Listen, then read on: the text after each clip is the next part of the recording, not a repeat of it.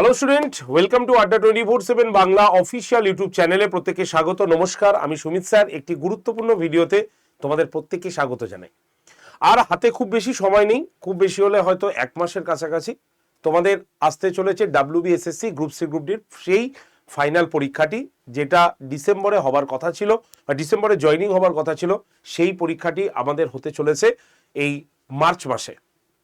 তো পরীক্ষা যাওয়ার আগে তোমাদের এটা একটা প্রশ্ন ছিল স্যার, বা তোমরা আমাকে জানিয়েছিলে স্যার কোন কোন টপিকগুলো একটু ভালো করে পড়ে যাব, যেখান থেকে আমরা কোশ্চেন কমন পেতেই পারি। তো এরকম একটা লিস্ট দিয়ে দিলে আমাদের ভালো হয়। আর তোমাদের বলেছিলাম অবশ্যই দিয়ে দেবো। আর তার জন্য আজকের এই ভিডিওতে তোমাদের মোস্ট সাজেস্টিভ এবং ইম্পর্টেন্ট টপিক তোমাদের সামনে তুলে ধরবো। এই টপিকগুলো খুব ভালো করে পড়ে যাও, এখান থেকে কোশ্চেন তুমি পাবেই, একদম শিওর।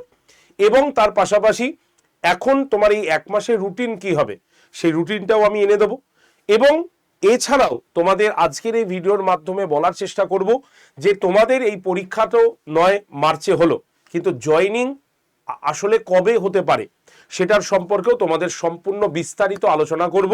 এবং অবশ্যই প্রস্তুতি কিভাবে এখন শুরু নেবে এই কদিনের জন্য সেটা আমি তোমাদের সামনে তুলে ধরবো। এই 4টে প্রশ্ন আজকে মারাত্মক ইম্পর্টেন্ট, তাই প্রত্যেকে যারা যারা WBSSC গ্রুপ সি গ্রুপ ডির পরীক্ষা দিতে যাচ্ছ তারা প্রথম থেকে শেষ পর্যন্ত ভিডিওটি দেখো এবং তোমাদের বন্ধু বান্ধবদের কাছে একটু শেয়ার করে দাও, তারাও তাহলে উপকৃত হবে এই ভিডিওটি দেখে। তো চলো তাহলে শুরু করা যাক আজকের এই ভিডিওটি। তো দেখো, প্রথমেই আগে যে বিষয়টি আমি বলছি সেটা হচ্ছে, এটা আমরা কিছুদিন আগেই দেখেছিলাম, এই সময় অনলাইন এবং বিভিন্ন নিউজ মিডিয়াতেও দেখেছি। অলরেডি স্কুলগুলোতে কিন্তু চিঠি পাঠানো হয়ে গেছে এবং তাদের জিজ্ঞাসাও করা হয়েছে এবং সেখান থেকে মোটামুটি এই ডেটটা ফাইনাল হতে চলেছে। সেটা হচ্ছে 1 থেকে 1 এবং 8ই মার্চ, অর্থাৎ 1 মার্চ হয়তো গ্রুপ সি হয়ে গেল আর 8ই মার্চ আমাদের গ্রুপ ডি হবে। টোটাল 16 লক্ষ ক্যান্ডিডেট এই পরীক্ষাটা দিতে আসবে এবং এই পরীক্ষার জন্য একটা বিশাল বড় অ্যাটমসফিয়ারও তৈরি করার প্রয়োজন, যেটা এসএসসি বোর্ড অলরেডি তৈরি করা শুরু করে দিয়েছে। শুধুমাত্র অপেক্ষায় তারা ফাইনাল আপডেট জানাবে যে পরীক্ষাটা 1 এবং 8 তারিখে হচ্ছে, তাহলেই সমস্যা মিটে যায়। তাই তোমাদের বলছি 1 এবং 8 মার্চ এইটাকে টার্গেট নিয়ে পড়াশোনা শুরু করে দাও, বা যারা করছো তারা ভালো করে রিভিশন শুরু করো, তাহলেই তোমাদের কিন্তু পরীক্ষাটা ঠিকঠাকই হবে। এবার আমি বলি এর রিক্রুটমেন্ট কবের দিকে হতে পারে। হিসেব করে দেখো, খুব ভালো করে শান্ত মাথায় আগে চিন্তা করে দেখো, মার্চ মাসে যদি আমাদের পরীক্ষাটা হয়, তুমি কোনো মতেই আশা করতে পারো না এপ্রিলে তোমার জয়নিং দেবে, কোনো সময় হবে না, কারণ এরপরে ভোট থাকবে। তাই ভোটের পরেই হবে তোমার রিক্রুটমেন্ট, ঠিক আছে? অর্থাৎ রিক্রুটমেন্ট তো হবেই, হতে বাধ্য, কারণ এটা সুপ্রিম কোর্টের অর্ডার এবং এই অর্ডার অনুসারে 2026 সালে পুজোর আগেই কিন্তু তোমাদের নিয়োগটা সেরে ফেলা হবে, এরকমই কিন্তু জানতে পারা যাচ্ছে এবং হিসাব ক্যালকুলেশন তাই বলছে। তাই আমিও চাইবো যে তোমাদের জয়নিং যাতে খুবই তাড়াতাড়ি হয়। তাই যদি তুমি দেখো, লিখিত পরীক্ষা হয়ে যাবার পর তোমাদের লিস্ট আউট হবে, সেখান থেকে ইন্টারভিউ হবে, ইন্টারভিউয়ের পর তোমাদের মেরিট লিস্ট আসবে, কাউন্সিলিং হবে, তারপরে জয়নিং। তাহলে হিসেব মতো মোটামুটি 2 থেকে 3 মাস হিসেবে লেগেই যায়। আর আমি যদি এপ্রিল মে ভোটের জন্য ধরি, তাহলে আমাদের থাকবে হচ্ছে জুন জুলাই আগস্ট সেপ্টেম্বর। সুতরাং 1 মাস পর থেকেই, অর্থাৎ 2 মাস হাতে আমরা সময় ধরতেই পারি, অর্থাৎ পুজোর আগে সেপ্টেম্বর বা অক্টোবরের মধ্যেই তোমাদের রিক্রুটমেন্ট কিন্তু রেডি করে দেওয়ার হিসেব মতো এটা হয়ে যাওয়া উচিত। এবং সেটাই হয়তো দেখবে পুজোর আগেই তোমাদের রিক্রুটমেন্ট দিয়ে দেবে। যেমন তোমরা দেখলে ভোটের আগেই 1900 সামথিং যে প্রাইমারি টিচার, তাদের কিন্তু গতকাল থেকে অ্যাপয়েন্টমেন্ট লেটার তারা জয়নিং করে গেছে, অর্থাৎ রাজ্য সরকার তাদেরকে জয়নিং করিয়ে দিয়েছে। 1928 সম্ভবত, আমার ঠিক এক্স্যাক্ট ফিগারটা মনে নেই। তো তাদের জয়নিং যেমন করিয়ে দিয়েছে, এবার কিন্তু তোমাদের জয়নিং এর পালা, পুজোর আগে তোমাদের জয়নিং হয়ে যাবা, এটাই আমি আশা রাখছি। তাই মার্চ মাসে ভালো করে পরীক্ষা দাও, তারপরে পরেরটা আমরা পরে চিন্তা করব, ঠিক আছে? এবার আমরা বলে দিই হচ্ছে আমাদের কি কি টপিক আমাদের পড়ে যেতে হবে পরীক্ষার জন্য। দেখো, টপিক পড়ার আগে সিলেবাসটা আরো একবার তোমাদের দেখাই। জানি সিলেবাসটা বারংবার দেখেছো, তোমার মনে আছে, কিন্তু তা সত্ত্বেও সিলেবাসটা না দেখালে আমি ইম্পর্টেন্ট টপিকে যেতে পারবো না, তাই আগে সিলেবাসটা দেখাই। দেখো, আমাদের গ্রুপ সির যদি সিলেবাস দেখি, তাহলে 60 নম্বরের আমাদের পরীক্ষা, তার মধ্যে জেনারেল অ্যাওয়ারনেস যেটা, সেটা 20 নম্বরে হবে, যেখানে history, geography, constitution, NEP, gender awareness, ঠিক আছে, কম্পিউটার, এনভায়রনমেন্ট, ঠিক আছে, ইকোনমিক্স, স্পোর্টস, ইনোভেশনাল সায়েন্স, এগুলো সব কিছু থাকছে, ঠিক আছে? তাহলে সেইগুলো হচ্ছে আমাদের মিলে 20 নম্বর থাকছে। দ্বিতীয় আমাদের কি থাকে, জেনারেল ইংলিশ, আমাদের রিজনিং এ 10 নম্বর, অ্যারিথমেটিকের 20 নম্বর থাকছে। টোটাল হয়ে যাচ্ছে আমাদের 60 নম্বরের লিখিত পরীক্ষা, যেটা আমরা দেব, সেটা হচ্ছে গ্রুপ সির ক্ষেত্রে। ওকে, এরপরে গ্রুপ ডির ক্ষেত্রে আমাদের পরীক্ষা হচ্ছে 40 নম্বরে। 40 নম্বরের মধ্যে 20 নম্বর হচ্ছে জেনারেল অ্যাওয়ারনেস, এবং এই জেনারেল অ্যাওয়ারনেসের মধ্যে অনেকগুলো টপিক কিন্তু নেই। যেমন ধরো হিস্ট্রি জিওগ্রাফি নেই আমাদের, কনস্টিটিউশন নেই আমাদের, হিস্ট্রি জিওগ্রাফি আমাদের আছে, কনস্টিটিউশন হচ্ছে আমাদের আছে, আমাদের এনইপি যে চ্যাপ্টারটা সেটা কিন্তু নেই। ঠিক আছে, এনইপি চ্যাপ্টারটা আমাদের এখানে নেই, তোমরা দেখতেই পাচ্ছ। আচ্ছা, এখানে কি আছে, স্পোর্টস রয়েছে, কম্পিউটার লিটারেসি রয়েছে, এখানে কিন্তু ইনোভেশনাল সায়েন্স কিন্তু আমাদের নেই। তার মানে বেশ কিছু টপিক কিন্তু আমাদের এখানে নেই। হিস্ট্রি জিওগ্রাফি তুমি পড়বে, কনস্টিটিউশন তোমাকে পড়তে হবে, তোমাদের popular culture of West Bengal দুটোতেই আছে, এটা পড়তে হবে। ঠিক আছে, স্পোর্টস তোমাকে পড়তে হবে, তোমাকে কম্পিউটার যে নলেজ সেটাকে পড়তে হবে। ঠিক আছে, বাদ বাকি তোমার যেগুলো গ্রুপ সিতে আছে সেগুলো কিন্তু নেই। লজিক্যাল রিজনিং এর মধ্যে আমাদের আরো পার্ট কমই দেওয়া হয়েছে, এবং তার মধ্যে রয়েছে পিক্টোরিয়াল সিরিজ, ক্লাসিফিকেশন ওয়ার্ড মানে হচ্ছে যেটা অড ম্যান আউট, ঠিক আছে, ট্রু অ্যান্ড ফলস, ম্যাচিং আর ব্লাড রিলেশন। ঠিক আছে, এইটা রয়েছে। এছাড়া আমাদের অ্যারিথমেটিকে average, percentage, LCM, ratio proportion আর সিম্পল ইন্টারেস্ট, এইগুলো আমাদের রয়েছে। তার মানে গ্রুপ সির সিলেবাস যারা কভার করে নেবে, গ্রুপ ডি অটোমেটিক তাদের হয়ে যাবে। অর্থাৎ কোনো স্টুডেন্ট রয়েছে বা ক্যান্ডিডেট রয়েছে যারা অনলি ফর গ্রুপ ডির জন্য অ্যাপ্লাই করেছে, তাদের জন্য শুধুমাত্র এইটুকুই পড়তে হবে। আবার এমন কিছু ক্যান্ডিডেট রয়েছে যারা গ্রুপ সি এবং গ্রুপ ডি দুটোই অ্যাপ্লাই করেছে, তাদের গ্রুপ সির সিলেবাসটা করে নিলে গ্রুপ ডি অটোমেটিক তাদের হয়ে যাচ্ছে। ওকে, এবার আমরা বলি যে এই যে চ্যাপ্টারগুলো আমি বললাম এর মধ্যে কোনগুলো আমাদের সব থেকে বেশি ইম্পর্টেন্ট, সেটা আমরা একটু দেখে নেব। সবার আগে আমরা জিকের মধ্যে যাই, কারণ এই জায়গাটা আমাদের সব থেকে ভয়ের একটা জায়গা থাকে, এবং এখানে আমি টোটাল 8টা গুরুত্বপূর্ণ টপিক আমাদের জিকে টিচারের সঙ্গে আলোচনা করে আমি তোমাদের সামনে তুলে ধরছি।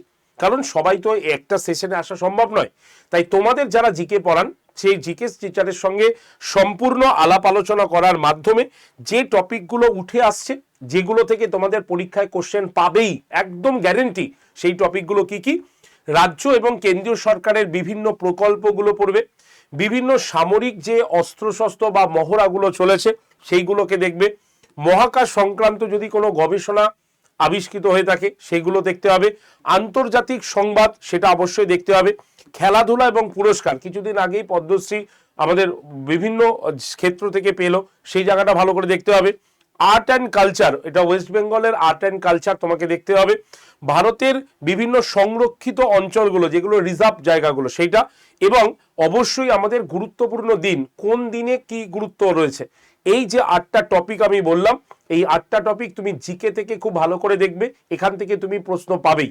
ঠিক আছে, চলে যাই এবার পরেরটা, জিওগ্রাফি কি দেখবে, নদ নদী এবং শহর থেকে একটা না একটা প্রশ্ন তোমার কাছে ঢুকিয়ে দেবে, শিল্প কেন্দ্র, পরিবহন, জলবায়ু, ভূপ্রকৃতি, মৃত্তিকা, জনসংখ্যা, এই যে টোটাল 7টা টপিক দেওয়া হয়েছে, এই টপিকগুলো বাদ দিয়ে কোনো সময় এগোবে না। আমাদের জিওগ্রাফি ম্যামের সঙ্গে কথা বলে এটাকে ঠিক করা হয়েছে যে এই 7টা টপিক হচ্ছে আমাদের মোস্ট ইম্পর্টেন্ট সাজেস্টিভ টপিক, যে টপিকগুলো ছাড়া তুমি এক্সট্রা পড়ো কোনো অসুবিধা নেই, কিন্তু এইগুলো থেকে কোনোটা বন্ধ করে তুমি পড়তে যাবে না, একদম পরিষ্কার নির্দেশ জিওগ্রাফি টিচারের। তো সেটা আমি তোমাদের সামনে তুলে ধরলাম, জিওগ্রাফির এগুলো মোস্ট ইম্পর্টেন্ট টপিক। এরপরে আসে আমরা ইভিএস এর ক্ষেত্রে আমাদের কি আছে, পরিবেশ এবং বাস্তুতন্ত্র, জীব বৈচিত্র্য সংরক্ষণ, প্রাকৃতিক সম্পদ, জলবায়ু পরিবর্তন, পরিবেশ আইন এবং দিবস, আর হচ্ছে পরিবেশ এবং স্বাস্থ্য। আমাদের যিনি ইভিএস পড়ান তিনি একদম পরিষ্কার বলেছেন এই 6টা টপিক ভালো করে যদি পড়ে যাও, ইভিএস থেকে তুমি প্রশ্ন ঘুরিয়ে ফিরিয়ে এখান থেকেই কমন পাবে। তাই ইভিএস নিয়ে যারা খুবই চিন্তিত রয়েছে তাদের জন্য অবশ্যই এই যে 6টা টপিক, এই 6টা টপিক দেখার কথা আমি বলে রাখলাম। জেন্ডার অ্যাওয়ারনেস আমাদের শুভেন্দু স্যার নিচ্ছেন, এবং এই জেন্ডার অ্যাওয়ারনেস থেকে মাত্র 6টা টপিক তোমাদের জন্য সাজেশন করা হয়েছে। কি কি আছে, এক হচ্ছে নারী ক্ষমতায়ন, মহিলাদের জন্য সংবিধানের বিধানগুলো কি কি আছে, মানে আর্টিকেলগুলো কি কি আছে। আচ্ছা, নিরাপত্তা আইন, ঠিক আছে, লিঙ্গভিত্তিক যৌন হয়রানি এবং নিরাপত্তা আইনগুলো কি কি আছে সেই আইনগুলো, কারণ এটা জেন্ডার অ্যাওয়ারনেসের জায়গা। মহিলাদের জন্য সরকারি কি কি প্রকল্প এসছে, এবং অবশ্যই সেটা রাজ্য এবং কেন্দ্র দুটোই দেখবে, রাজ্যটা অবশ্যই বেশি করে দেখবে, সেটা এই জেন্ডার অ্যাওয়ারনেসের মধ্যে পড়তে বলা হয়েছে। শিক্ষা এবং স্বাস্থ্য অবশ্যই দেখতে হবে, আর লিঙ্গভিত্তিক বাজেট প্রণয়ন সেটাও তোমাকে নতুন, এটা এই যে লিঙ্গভিত্তিক বাজেট প্রণয়ন এটা নতুন পার্ট স্যার যুক্ত করেছেন, এটাকে ভালো করে দেখতে বলছেন। অর্থাৎ টোটাল এই যে 6টা আমি বলে দিলাম, এই 6টা জায়গা আমাদের স্যার সাজেশন করেছেন এবং বলেছেন এই জায়গাগুলো ভালো করে পড়ে গেলে আমরা এই চ্যাপ্টারগুলো থেকে কোশ্চেন পাবোই পাবো। ঠিক আছে, চলে আসি আমাদের কি আছে ইতিহাস। ইতিহাস আমি তোমাদের করাই এবং ইতিহাসে তোমাদের বলেছিলাম প্রাচীন সভ্যতা সাহিত্য অবশ্যই ভালো করে পড়বে। সাহিত্য মানে এখানে যত বই আছে বুক লিস্ট সেটা তোমাকে ভালো করে দেখতে হবে। গুরুত্বপূর্ণ সাম্রাজ্যের মধ্যে তোমাকে মৌর্য বংশ তোমাকে দেখতে হবে, তোমাকে গুপ্ত বংশ দেখতে হবে, কিছু দক্ষিণ ভারতের বংশ তোমাদের দেখতে হবে। ঠিক আছে, সুলতানি এবং মুঘল যুগের মোস্ট ইম্পর্টেন্ট জায়গাগুলো তোমাকে ধরতে হবে, যেমন ধরো মুঘলদের বিভিন্ন আর্কিটেকচারগুলো স্থাপত্যগুলো তোমাকে ভালো করে দেখে নিতে হবে, মুঘল যুগের বইগুলো তোমাকে দেখতে হবে। ঠিক আছে, এইগুলো থেকে আমাদের প্রশ্ন আসতে পারে। ব্রিটিশ সাম্রাজ্যের ইতিহাসের মধ্যে কি বলা হয়েছে, কোন কোন ব্রিটিশ কি কি চালু করেছিল, যেমন ধরো অ্যাজ এ এক্সাম্পল কাকে আমরা ভারতের সিভিল সার্ভিসের জনক বলি, সতীদাহ প্রথা কার সময় হয়েছিল, বিধবা বিবাহ আইন কার সময় চালু হয়েছিল, জাতীয় কংগ্রেস প্রতিষ্ঠার সময় ভাইসরয় কে ছিলেন, এই জাতীয় যে প্রশ্নগুলো আছে সেইগুলো এখানে কিন্তু দেখবে। গুরুত্বপূর্ণ বিদ্রোহ এর মধ্যে যেমন সাঁওতাল বিদ্রোহ রয়েছে, কোল বিদ্রোহ রয়েছে, মুন্ডা বিদ্রোহ, সন্ন্যাসী বিদ্রোহ, এই বিদ্রোহগুলো কার মানে নেতা কে ছিলেন। ঠিক আছে, এইগুলো পড়তে হবে। শিক্ষা এবং গুরুত্বপূর্ণ ব্যক্তিত্বর মধ্যে কি আছে, যেমন যেহেতু এটা শিক্ষা প্রতিষ্ঠানের সঙ্গে জড়িত তাই তোমাকে প্রশ্ন করতেই পারে হিন্দু কলেজ কে তৈরি করেছিল, ঠিক আছে, বেথুন কলেজ কে তৈরি করেছিল। তো এই জাতীয় যে প্রশ্নগুলো আছে এইগুলো আমাদের ইতিহাসের মধ্যে সাজেস্টিভ জায়গা। তাই এই যে 6টা টপিক আছে এই 6টা টপিক তুমি ইতিহাস থেকে পড়ে নিলে আশা রাখি তুমি ইতিহাস থেকে কিন্তু কোশ্চেন কমন পেয়ে যাবে, আর কমন পাবেই আশা রাখি, মানে এখান থেকে কোশ্চেন আসবেই। ঠিক আছে, সুতরাং ভালো করে পড়ে যেতে পারো।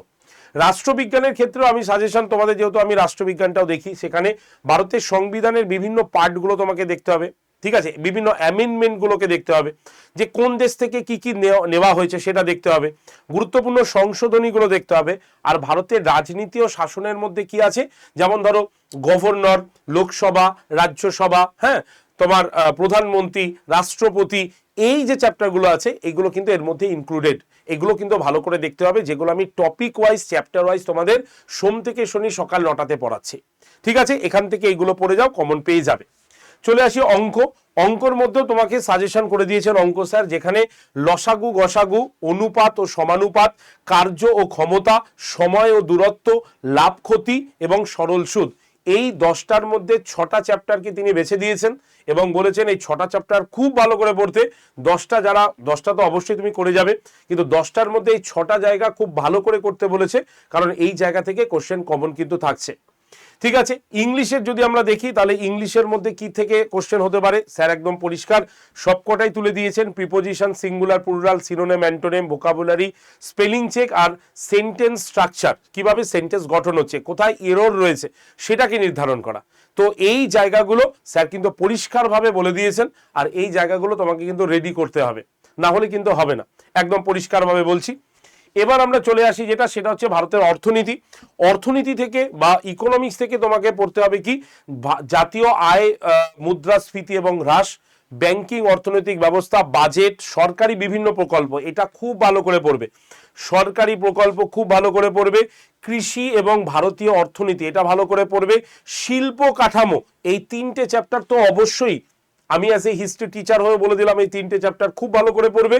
স্যার টোটাল 6টা চ্যাপ্টার বেছে দিয়েছে, এর থেকে কম পড়া সম্ভব নয়, তো এই চ্যাপ্টারগুলো তোমাকে ভালো করে পড়ে যেতে হবে। ঠিক আছে, এনইপি আমি তোমাদের নিই, আর এনইপি থেকে আমাদের এই 3টে সালি আছে, 1968, 1986 এবং 2020, এই 3টে সালের এনইপি তোমাকে পড়তেই হবে, কারণ এখান থেকে আর কোনো ছোট করার কোনো জায়গা নেই। ঠিক আছে, তো এই হচ্ছে আমাদের মেন সাজেস্টিভ জায়গাগুলো, যে জায়গাগুলো থেকে তুমি পরীক্ষায় প্রশ্ন কমন পেয়ে যাবে। ঠিক আছে, তাই এই চ্যাপ্টারগুলো এখন থেকে ভালো করে পড়ো।